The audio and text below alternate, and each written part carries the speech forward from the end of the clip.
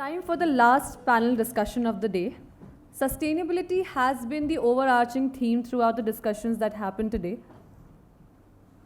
And right now, in order to drive those discussions on sustainability and green mobility in railways, we will have our final panel discussion on sustainability in motion, green solution for railways. For this, I would like to invite on stage Gokul TG, Additional General Manager, Urban Transport, Kochi Metro Rail Limited. Please welcome our speakers with a round of applause.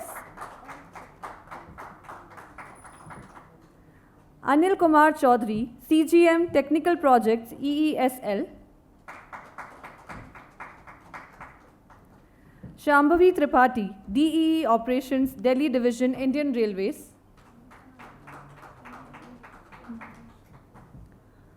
Ananta Jagdale, Deputy General Manager, PNT, National Industrial Corridor Development Corporation. Mohammad Tanveer Khan,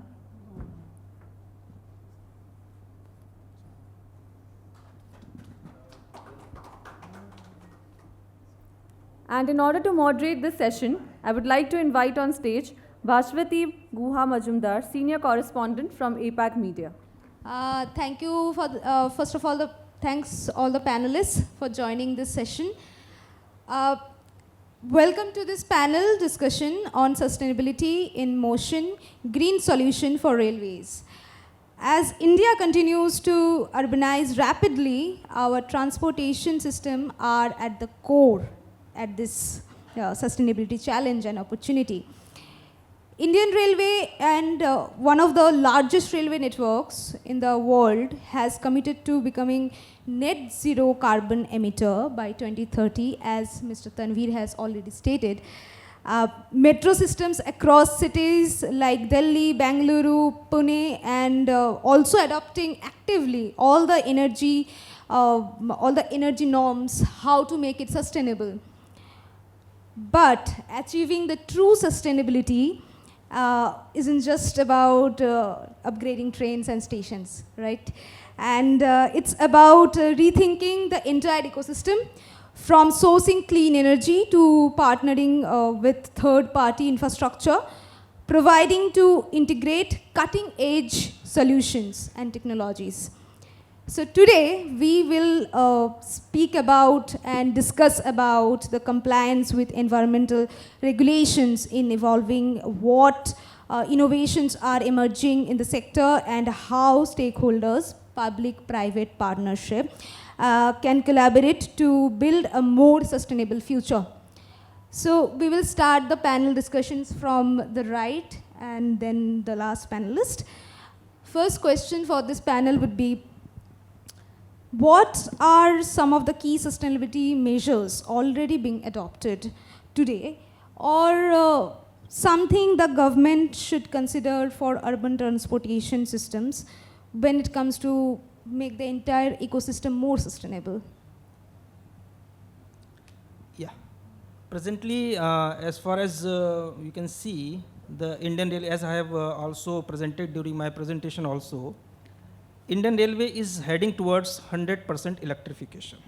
So once this target of 100% electrification is achieved, Indian Railway will be the first of its kind of railway, having so much big network of having more than 130,000 track kilometers, such a big network, having none of the fossil fuels of traction.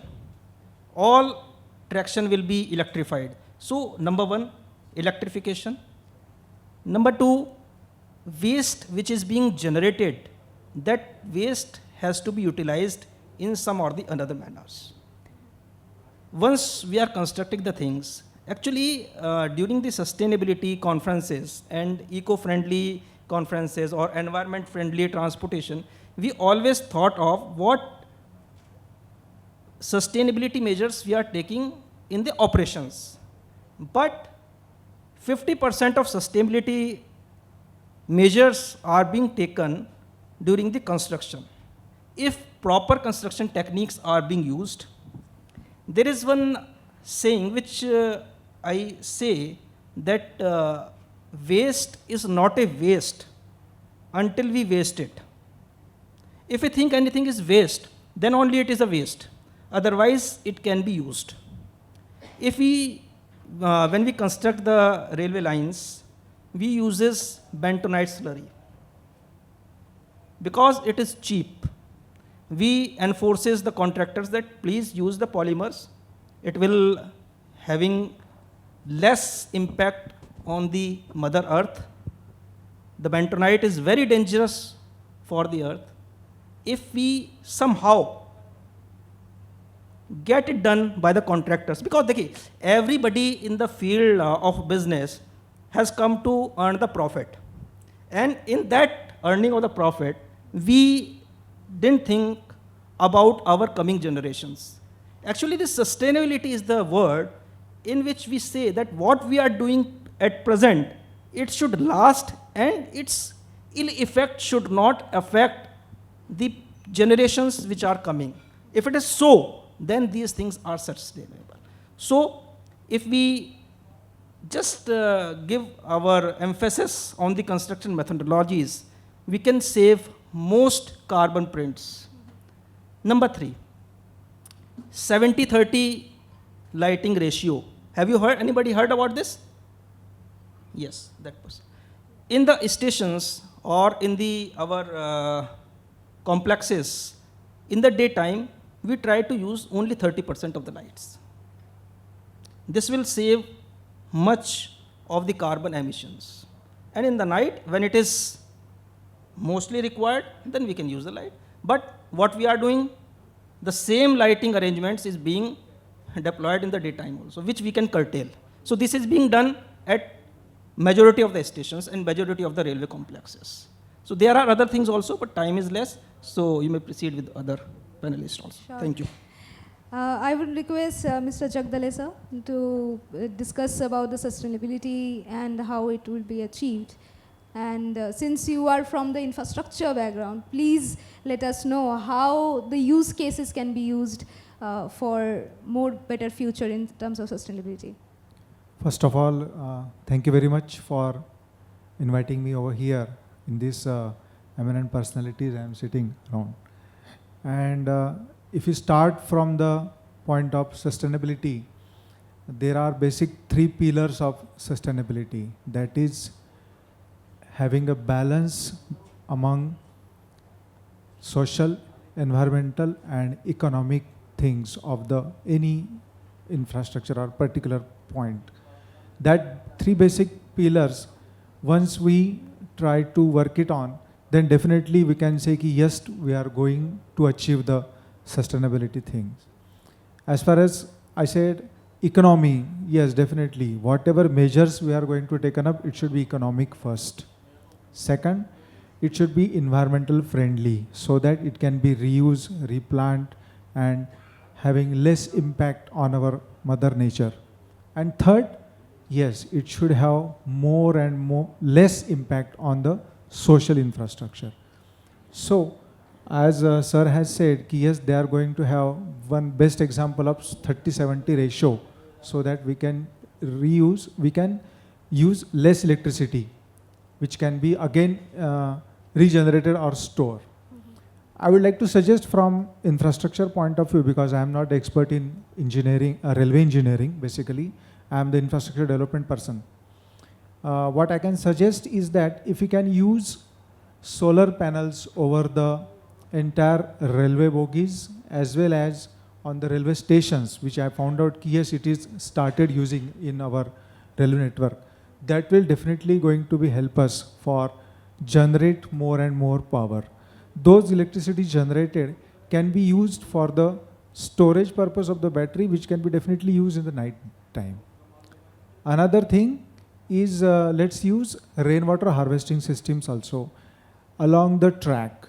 Most of the tracks are going from the very remote places and somewhere, but whenever there is a station accessibility there, we can use rainwater harvesting pits over there so that whatever rainwater we can able to collect and recharge to our ground, that will be helpful for us, which is definitely having an impact and sustainability. Rest, I think, sir can have more elaborate points on that.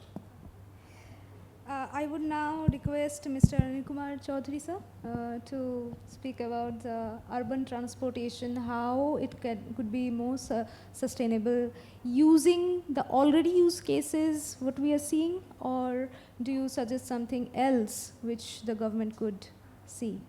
Thank you very much. First of all, I am very much delighted to be in the August gathering of this railway stalwarts, because I am from Energy Efficiency Services Limited. And basically, so not core as a railway, but energy is such a thing, you can fit it anywhere. Energy is for every sector, industry, mobility, agriculture, domestic, everywhere.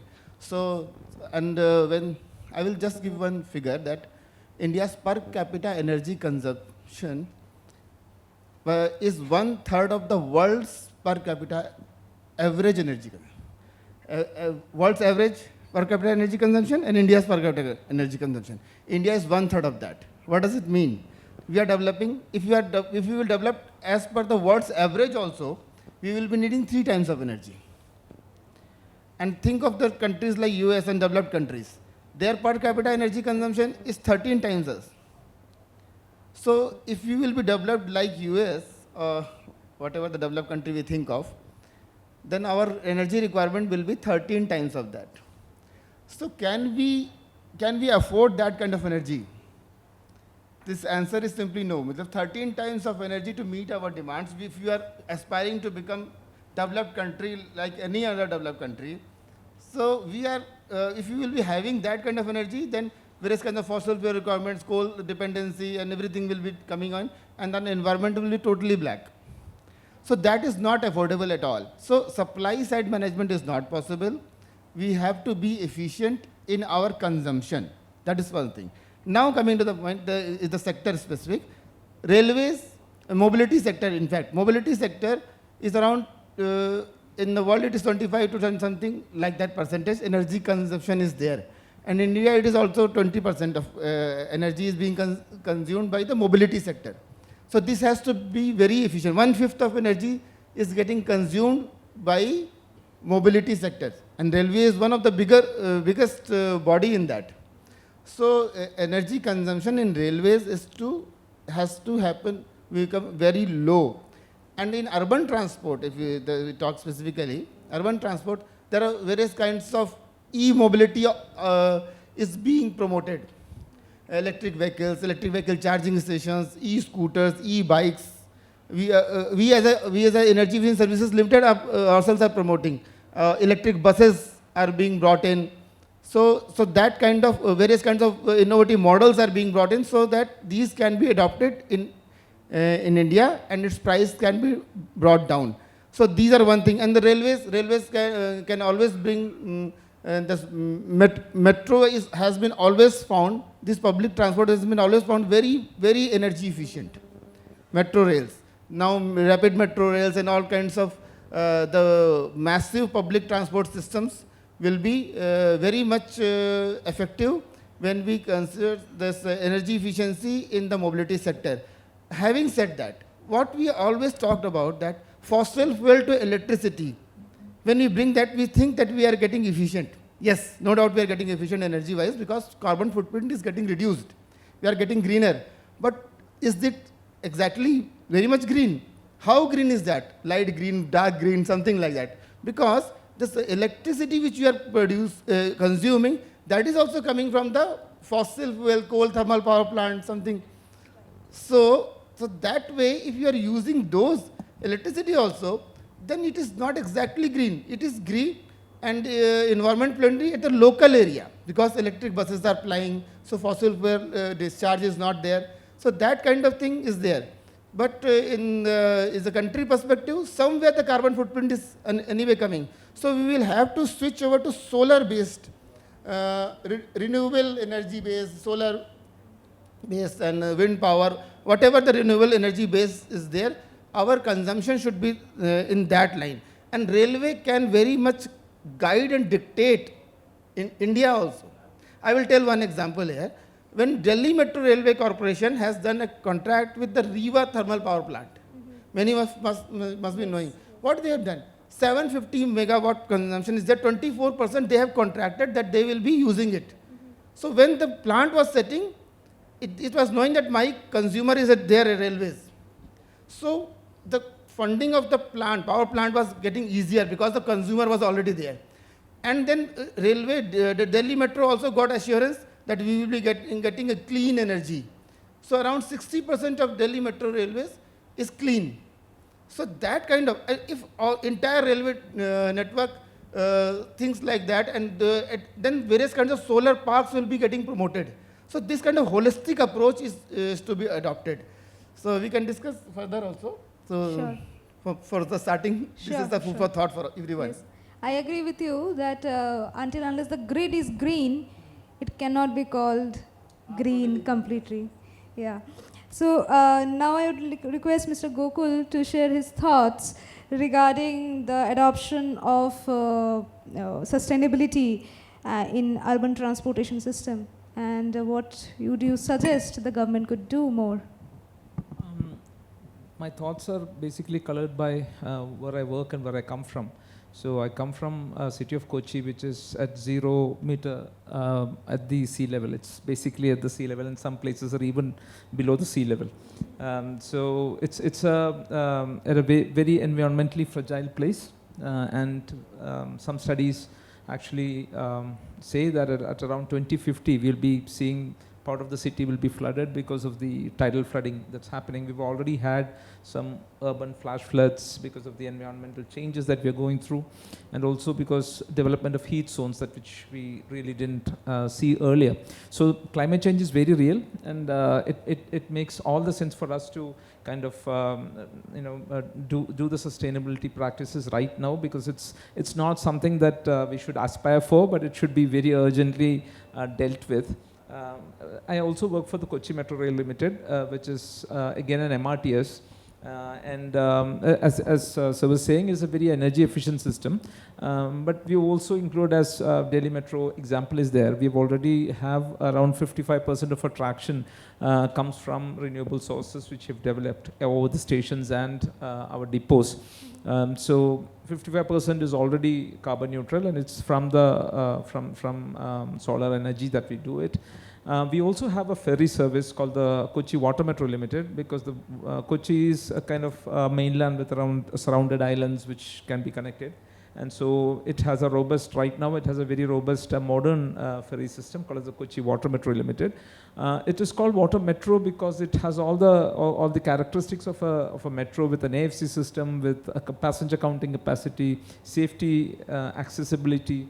So what I want to say is that sustainability is just not energy.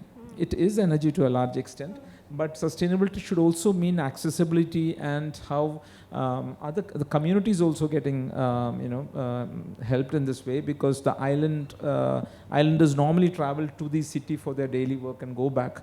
So improving accessibility to islands is also in a way sustainable, because you're improving accessibility to a large chunk of people who are not had that an efficient transport system in front of them. And what we did was to take the metro example to the ferry system by making all these boats as electric, so that it is even though it's a hybrid boat which can also use diesel in case of an emergency, or if the battery shuts down or goes out. But 99% of the time it's electric. There are two advantages to it. One is that it's a very smooth system. People have watched for its comfort, and noise levels are not extremely noise free. But also it makes sense to have such a system because of the marine ecology is also something that we should be really looking at. Without the discharge of the fossil fuel into like a diesel or the effluents into the sea and the canal system, what we see is that we can manage the marine ecology much better.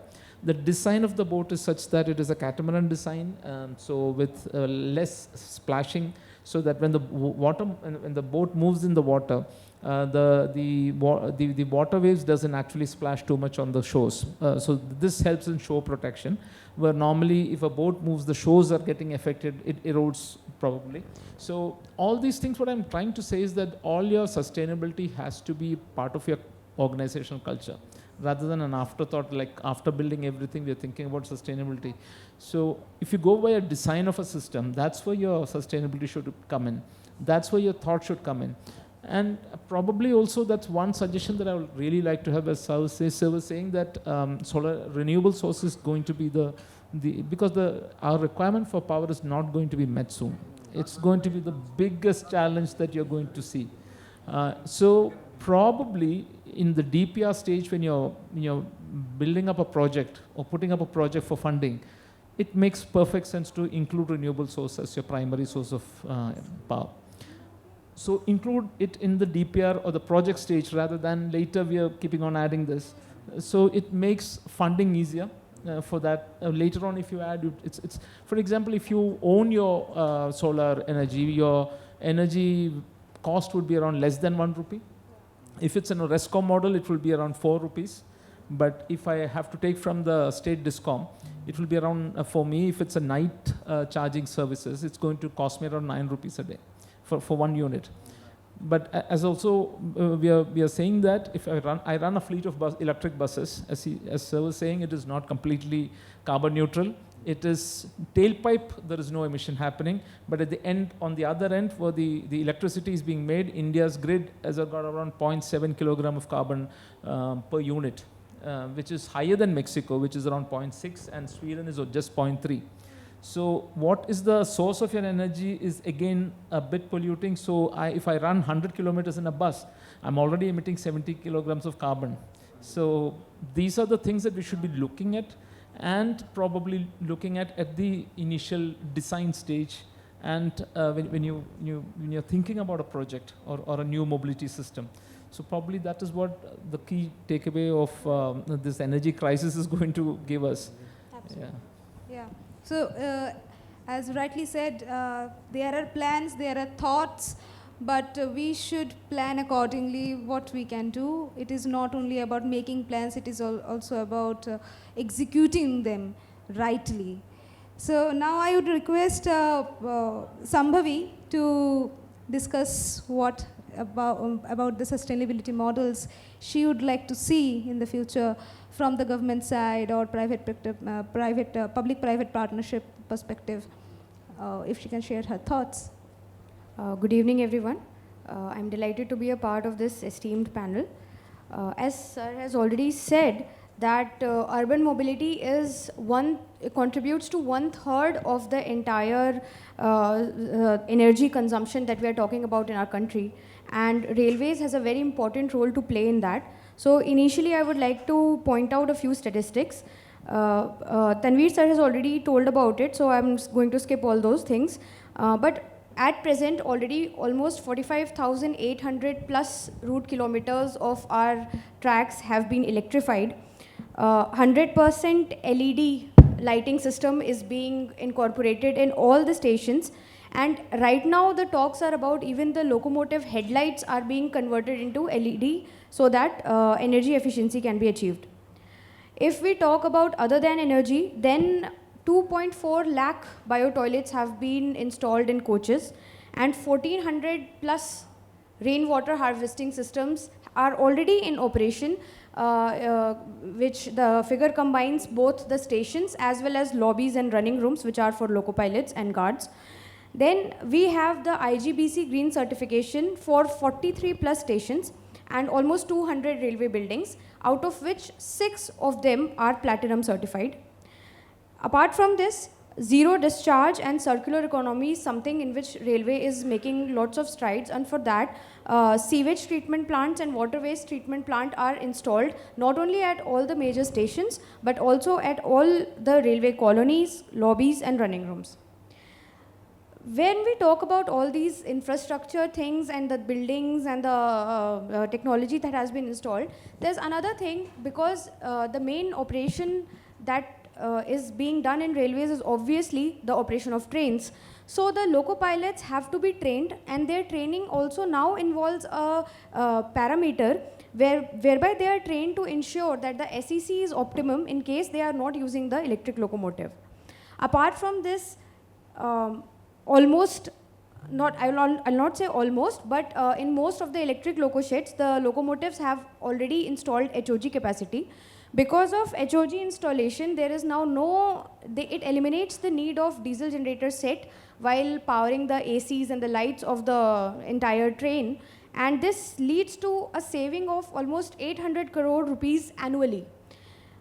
One more thing that I would like to add in the same thing is that the loco pilots have already been trained because of electric traction that they are almost always using regenerative braking unless and until a situation arises when they have to apply emergency braking.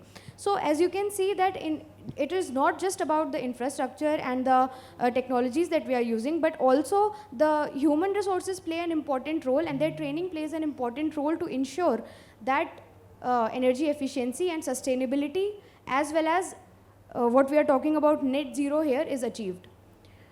Almost everyone has already said about the solar energy, and that is obviously the most important part of this entire conversation, because that is the place where I feel that a lot needs to be done, because the target has already been declared about railways being net zero by 2030, and also we have already declared about 20 gigawatts of solar energy and 10 gigawatts of wind energy to be installed. But as of now, only 100 megawatts of solar and 103 plus something megawatts of wind are in operation. Wind energy, where we are using wind as a source. So I think that is something which needs to take pace now and which needs to come to the forefront. Yeah, that's all I want to say. Thank you, Shambhavi. Yes, please.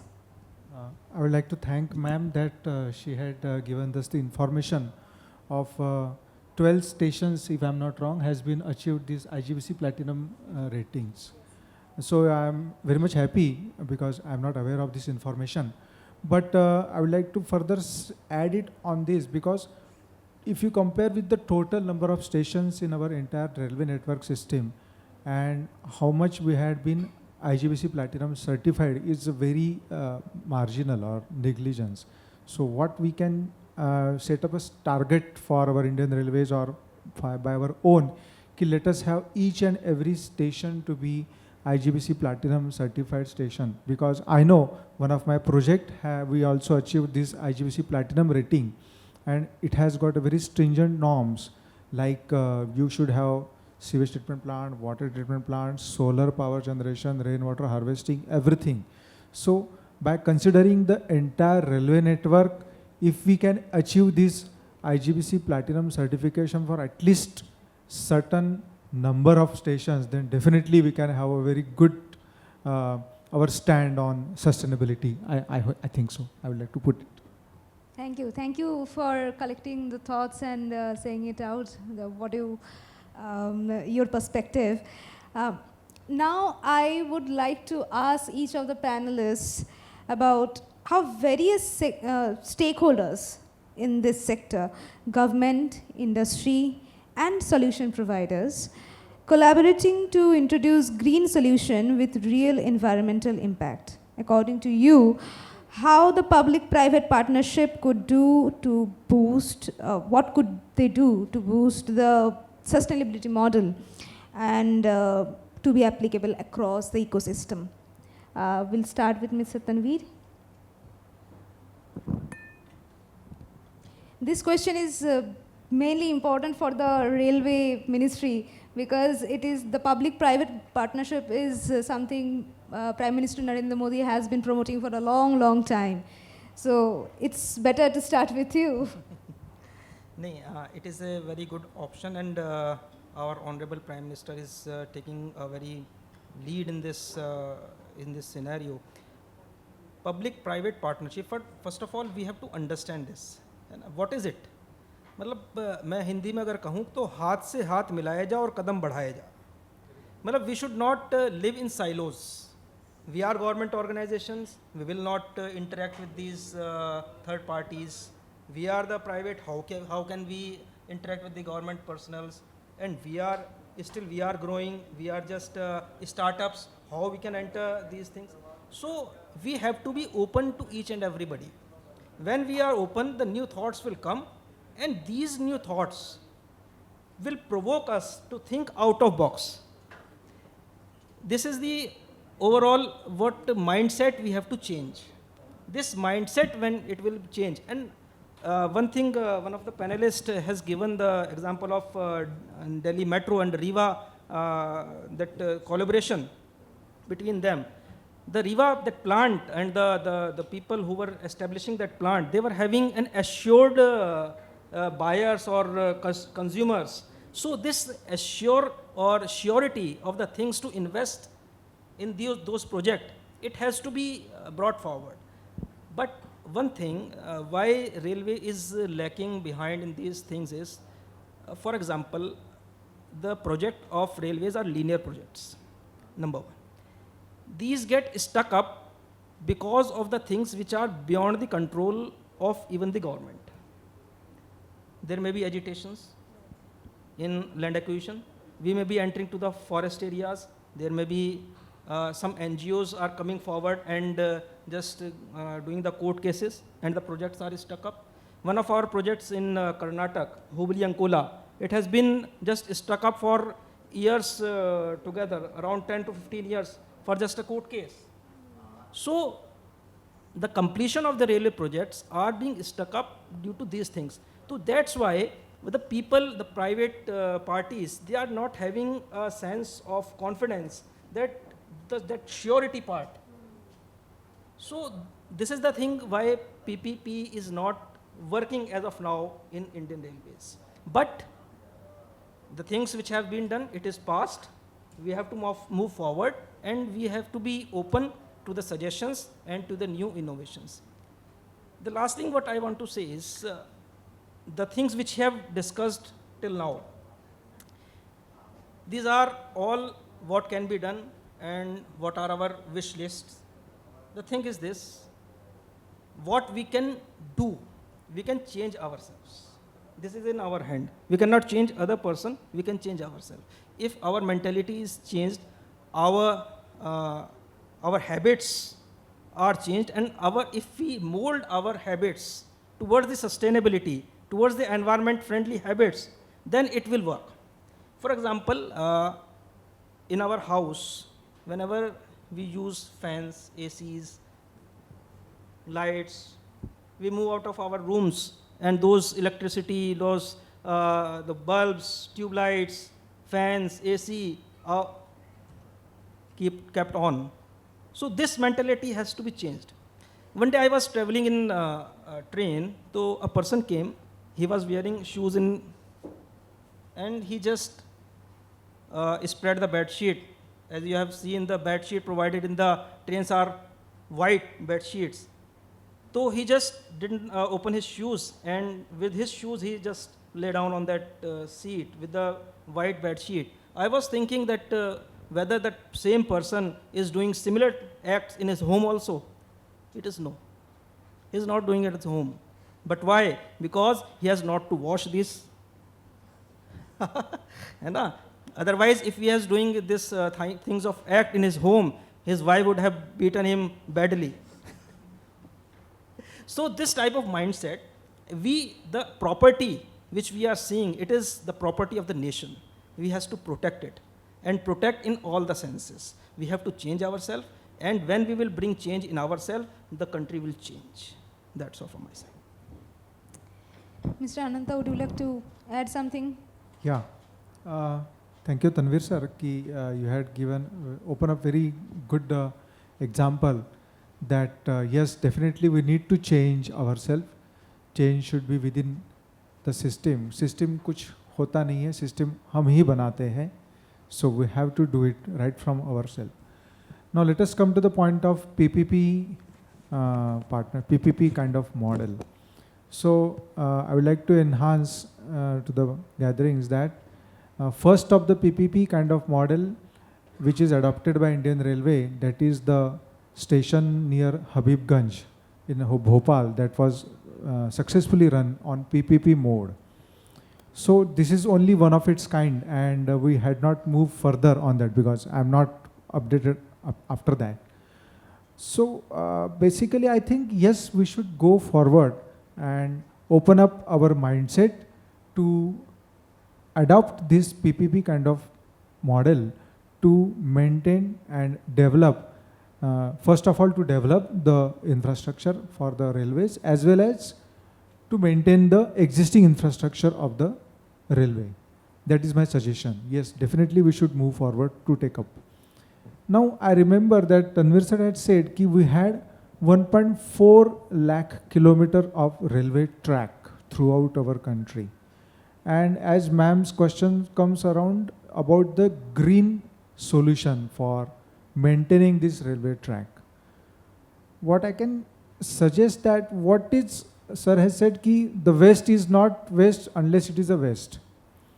So while going through this along railway track, anyone can find out, everywhere there is a garbage, nothing but a garbage. Because of this, I try to connect each and every point what he has just said. Ki yes, we have to change ourselves. What change is the person who is sitting inside the metro train or railway coach, he use anything and just throw it out of the window. And it remains there only. Similarly, in the latest new trains, we had the portal services who collects the garbage from each and every passengers and keep it near the door.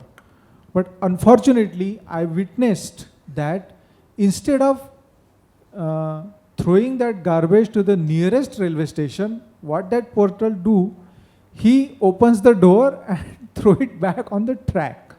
So again, we are in square one. So for this PPP development or PPP model, I would like to suggest that this entire network of 1.4 lakh kilometer should be restricted, should be access control. What we can see in the foreign countries that their railway network cannot be accessed, you cannot cross it.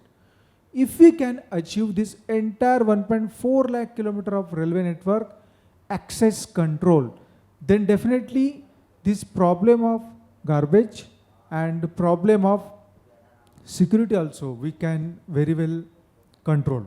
I think I should give a thought to the railway department that let us start working, because it cannot be achieved in one day. 1.4 lakh kilometers is a huge length. So we can start block by block, section by section, but yes, it has to be taken up to the next level. Right. Thank you. Are also under PP model. Thank you, sir. Thank you very much for enlightening me, sir. Thank you, Jagdale, Mr. Jagdale sir. Now I would request Mr. Anil Kumar Choudhary sir also to express his thoughts about the stakeholder engagement. Yes. Thank you. Actually, this PPP model and whatever the stakeholder involvement we are talking about, actually it's not the option, it's actually order of the day basically. As I come from the Ministry of Power, let's say if we are talking about energy and sustainability only. So what is there? The total energy efficiency market scenario is 4 lakh crores by year 2032. And 4 lakh crores of investment is supposed to be done in this sector so that we may become efficient and sustainable. That will include everything, with conservation and efficiency, everything. Conservation is behavioral aspect and efficiency is technical aspect. So these things. And the payback, and we will be, this is the kind of investment is required. And the payback period is around 1.5 years. So that kind of, investment, but however, from where this investment will come? Unless we will integrate various kinds of partners, this investment cannot done by one body alone. So it's a must, and then if we will be incorporating various kinds of bodies, then various kinds of investment will also coming from the private sector, foreign investors, and various kinds of innovative models will get developed. So that kind of things will be there. And right from the, as Sir has also told, that right from the day one, right from the design stage, the green building should be envisaged. And there must be some kind, and then various kinds of models will be developed, and various kinds of model developers, consultants, program modeling people will be coming up who will be modeling the entire system for green buildings and tracks, for the newer things. and the already existing ones, the retrofitting plans should be developed.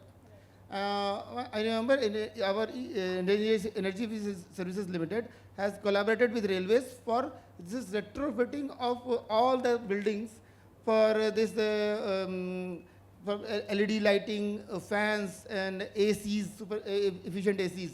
This still can be done because the technology is ever evolving. So, so in the local transports, electric buses can come. Now the fans which have been installed, now the fans are also obsolete now, because now BLDC fans are coming. The fans which are consuming 75 watts, which we are conventionally seeing, now BLDC fans are consuming 28 watts, around 1/3 of that. So means if we will replace lakhs and lakhs of fans, so you can see what kind of enormous power we are going to save.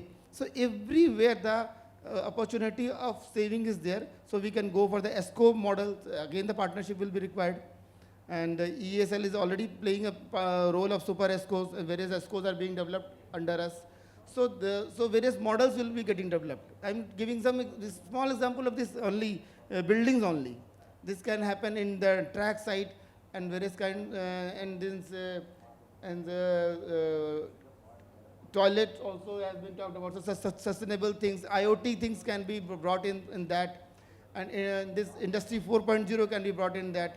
So various kinds of collaborations can be brought in. And Industry 4.0, I will tell, this seems like that this is a technological option, but this is also a conservation option, because we have experimented in a plant where the production which was getting done in 4 shifts, when we implemented Industry 4.0, all kinds of things in IoTs and every information available at our fingertips, that production which was happening in 4 shifts started happening in 3 shifts. So what has happened?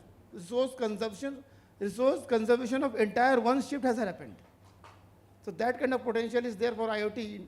So collaborations possibility is immense. Yes, right. Okay. Thank you so much. I would request Mr. Gokul also to share his thoughts. Yeah, I'll completely agree with sir, because we are government organizations. We are generally like slow-moving mammoths. Yeah. We are not very, we are not very good with change management and change.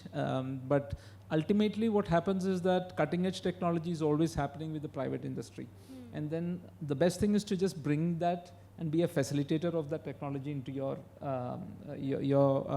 industry. For example, if you see, I run a fleet of electric buses, and normally 1 kilometer, to run a kilometer, it takes 1 kWh of, which is 1 unit of power for a 9-meter bus. But the best thing is to micro-manage your energy needs. That is the important thing in an operation. You need to clearly understand what is the efficiency, as madam was saying. The train operators were being trained to kind of use regenerative braking, and this is where we conserve energy. And also, everyone says that sustainability is a costly business, but it is not it saves a lot of money actually, if you look at it. So we installed a CMS system, a charger management system, to understand how these chargers were delivering, how the drivers were actually charging the vehicles, how the bus was, there is a way to communicate with the bus as well as the charger. And we took this data into a kind of a dashboard, and we could see that there were a couple of drivers who were driving 1 kilometer in 0.54 kWh. They were really efficient. But some of them were not. Some of them were taking 1.1 kWh per kilometer. So there is clearly driving practices between individuals, difference between individuals even. But to understand that kind of micro kind of a detail, you need systems in place. Absolutely. But there is AI now, there is IoT devices, as sir was saying. So this has to be employed at the very basic level. Let's not think about the cost right now. It's going to give you a lot of money back by saving on a lot of money, because energy is money right now. Even when the KSRC, which is the Kerala Electricity Regulatory Commission, went completely against the EV policy and made this power charges flexible. Like earlier it was around 5.5 to 6 rupees for EV charging, and after 10 o'clock it a bit reduced because of the demand was going down. Now the idea is that the demand is constant, so let's do a solar and a non-solar because of the solar energy is being used most of the electric discoms. So it's from 9 o'clock in the morning to 4 o'clock in the evening is considered solar, and from 4 o'clock in the evening to morning 9 o'clock is considered as non-solar. So earlier it was 5.5 average per unit for electric bus charging or public electric vehicle charging. Now it's around 4.5 in the solar hours, but unfortunately we are operating during that time. No one is going to charge the vehicle at that time, so I'm basically not using the charging at that time. But during the night, where my depot charging happens, or the night charging happens, it is 9.5 rupees. So my average energy cost per kilometer has gone from 5.5 rupees to 8 rupees, which is impacting me at every kilometer. So now my onus is to how to reduce this usage of energy, or kind of even 1 unit will save me 8 rupees. So that comes as a huge price for an operator whose public transport. Everyone says that it is, you're a loss-making thing, and then you're not. But things that you can control with efficiency is going to help you a lot. Right. Another problem, one more thing that I would like to add is to improvement of public transport really moves towards sustainability with the model shift. When we introduced the buses, we could see 35% of model shift from Ola, Uber, taxis to the feeder buses, because we were giving an efficient and a convenient system. That's what the important thing is. You can run a feeder service, but it is not efficient, it is not reliable, or it is not convenient. No one is going to use that. Everyone is going to still, you need to push people to move from private to public transport. So that is one thing that you can do, is to build up a reliable public transport system where more people are going to use, and that model shift in itself will bring a lot of energy saving as well as sustainability. Right. Thank you, Mr. Gokul. Ms. Shambhavi, could you please add your thoughts into this? Definitely. So the 2 points that I feel are highlighted in this round of discussion were, firstly, that most of the sustainability and energy efficient features need to be embedded at the design stage itself, and not so that things are clear from the get-go. And secondly, sir has already mentioned that it is not that it is something which is required, but rather PPP has become the need of the hour. And both the points are kind of interlinked, because when we are trying to make a system that from the design stage itself has to be energy efficient, has to be sustainable, then definitely the players have to come in who are at par with the latest knowledge and the things that are going on in the country. Now, moving on, I would like to say that in the present situation, there are certain examples where we can see how big a role PPP has played, which was kind of unthinkable if we talk about it. The first, I'll try to explain the example of Loco Shed. So Loco Shed, nobody could have thought that even a private player would be maintaining it, but today, all the G12, WAG12 locomotives are being not only manufactured, but also maintained by Alstom. And they have set up their facilities in the north region. They have established in Saharanpur, and in the south region they have established in Nagpur. And these are the maintenance facilities, and they are producing their entire pieces in Madhepura, Bihar. Second example I would like to say is production unit, which we have already, which we always used to know, like BLW and CLW are some production units which we all have heard since forever. But now the Horde has given its first electric locomotive to the country, and the entire plant is being maintained by Siemens. Lastly, third example I would like to say is of station, which everybody has mentioned about the Habibganj station, and it is something that is always going to be mentioned, because if anyone has gone out and seen that station, then they can certify that it is the best example of what magic PPP can bring to our projects. So using these 3 examples, we can clearly understand that if we are not inculcating PPP in our planning, then certainly we are never even going to expect the kind of quality or the kind of things that we want ourselves if we are comparing ourselves to something like developed countries.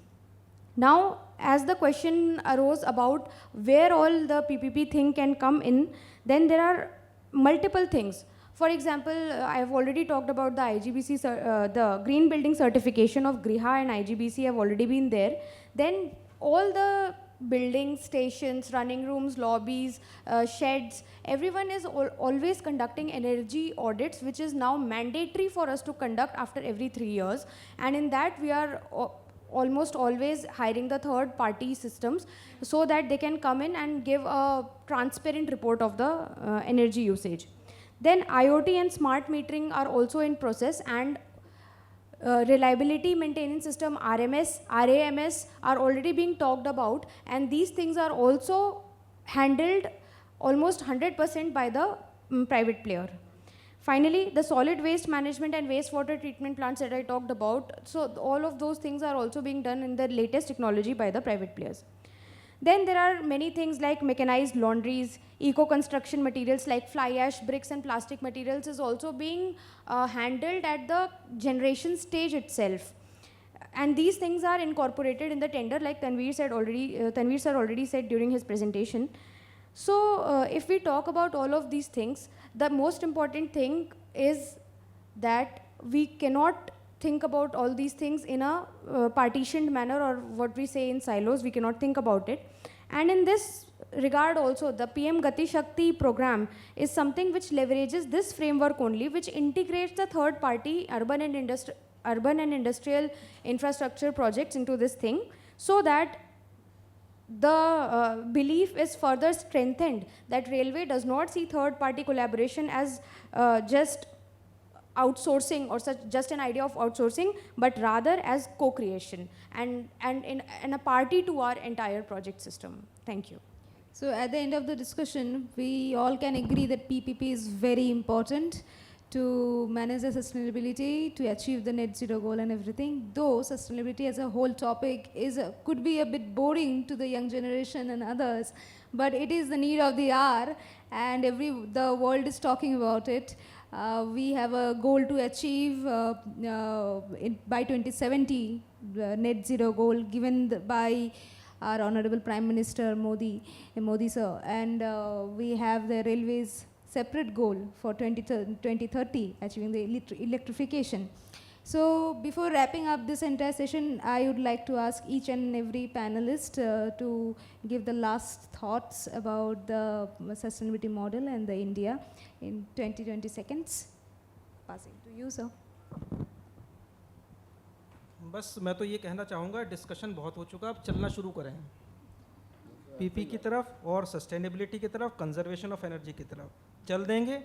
धीरे भी चलेंगे तो मंजिल पर पहुंच जाएंगे, और मंजिल की तरफ नहीं चल रहे हैं, कहीं और चल रहे हैं, तो जितना तेज़ चलेंगे मंजिल से दूर होते चले जाएंगे। तो मंजिल सामने है, उसकी तरफ चल दें, कदम बढ़ाते चलें और चलते चलें। That's all, thank you. Yeah, I also agree with Tanveer sir कि let us, our Honorable Prime Minister sir has set us a goal for each and every individual, and let us take it on individual basis कि ये कोई सरकार करेगी ये ना सोचते हुए, let us, everyone should put up their efforts to make our country and everyone to be proud कि हाँ हम कर सकते हैं, and developing country से होके हमें developed country तक बढ़ते रहना है। Thank you.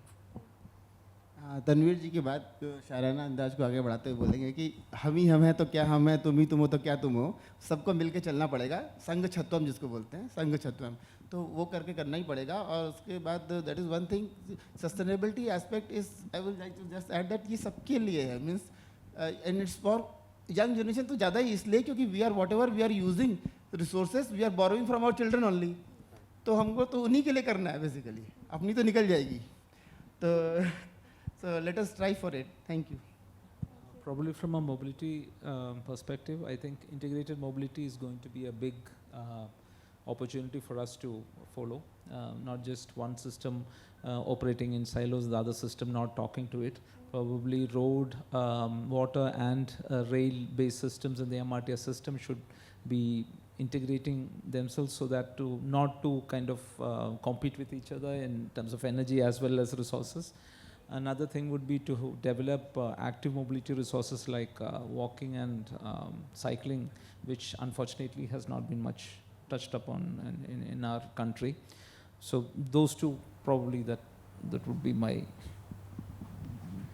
I would also like to end by one sentence only, that we all know the definition that why sustainability is so important. Why are we even talking about it? Why are we spending so much time into everything that is related to it? Is just because we all know sustainable development is the development of the present generation without compromising with the ability of the future generation to meet their own needs.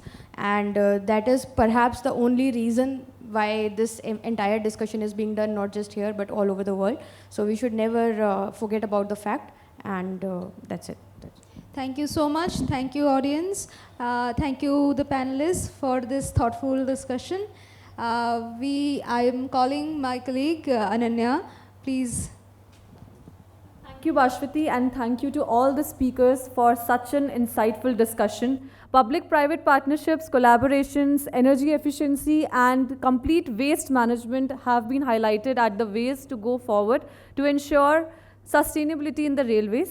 And now I would like to invite Rajneesh Dey on the stage to felicitate our speakers with a token of gratitude.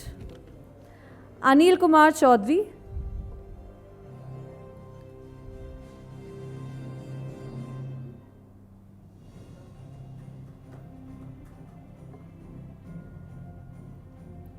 Shambhavi Tripathi,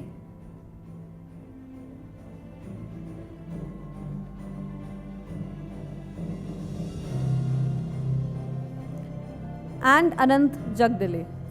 Thank you, everyone. Thank you to all the speakers.